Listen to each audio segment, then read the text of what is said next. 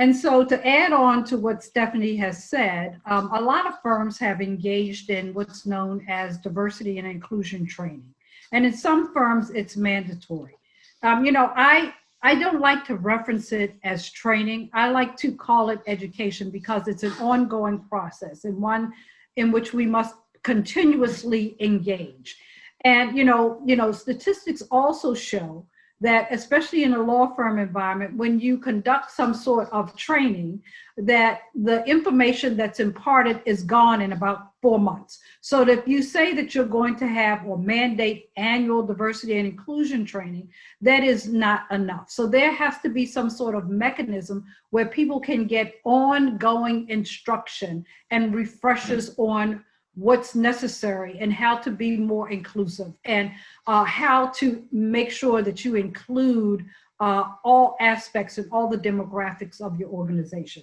And so the learning has to be at all levels of the firm. Yes, it is important for the top leadership to be invested in it, but it's also important that we look at what I call middle managers, not the department head level, but at the practice group level and at the other levels that fall beneath that. So that sometimes, even though something is mandated from the top, we have to pay close attention to whether the senior associate is who they're looking for in the younger associates to be on teams with them. So you have to look at every single level of the firm. Yes, there should be a message from the top, but we can't just rely on the message from the top. We actually have to make sure that those things are being implemented.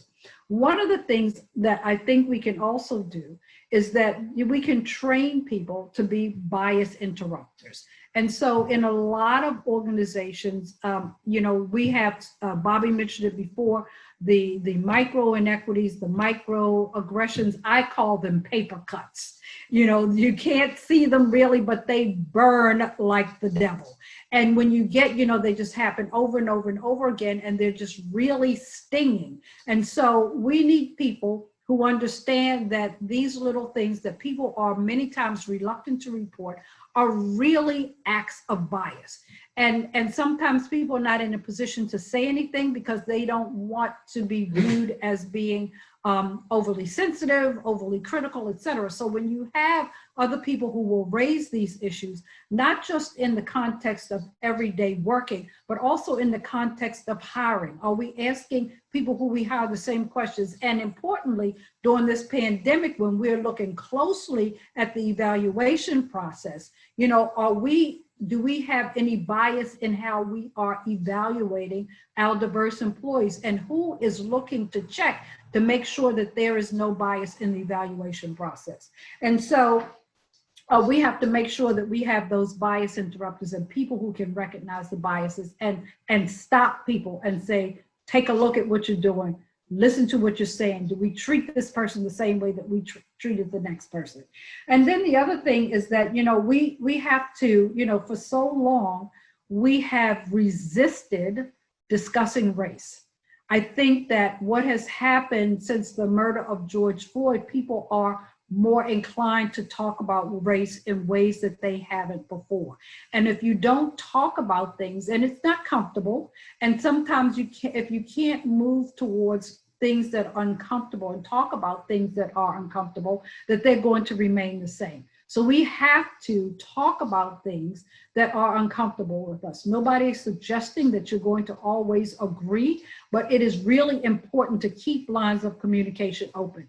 And as we are going through both of these trying times, I think it's important that we have to keep talking beyond whatever is the news cycle. The news cycle is going longer than I expected it to have gone, but we have to keep talking about this so that we can get beyond this and make some true progress, because all of these things that have happened, all of these reasons why you see these significant decreases in women and in people of color when there's a crisis is because it's structural. And so we have to learn how to break down this structure of bias so that we can move forward. And then we have to create clear objectives. We're not talking necessarily about quotas, but we have to have clear objectives as to what it is we're going to do. And we have to have an implementation strategy as to how you're going to carry it out. And then you have to determine whether they're going to be rewards or consequences. If you don't live up to the goals or core values that you say that you have concerning diversity and inclusion, is somebody going to be penalized? Is their bonus going to be reduced as a result of not complying? And where does it show up? Who's going to measure it? And, Stephanie said, what gets measured gets done. And so you don't have to just measure it. There also have to be consequences, favorably or not favorably, if it doesn't get done. It's like with any other business imperative, diversity and inclusion is a business imperative. And so any other business imperative that you have, you talk about what your goals are. Did you meet your goals? It's a yes or no question. If the answer is no, then there are consequences for it. The same thing has to be true when it comes to diversity and inclusion. And then the thing is that we have to know that sometimes we have to try things again. I remember in the 7th grade, one of my classmates told my brand new teacher, if you don't succeed at first, try again.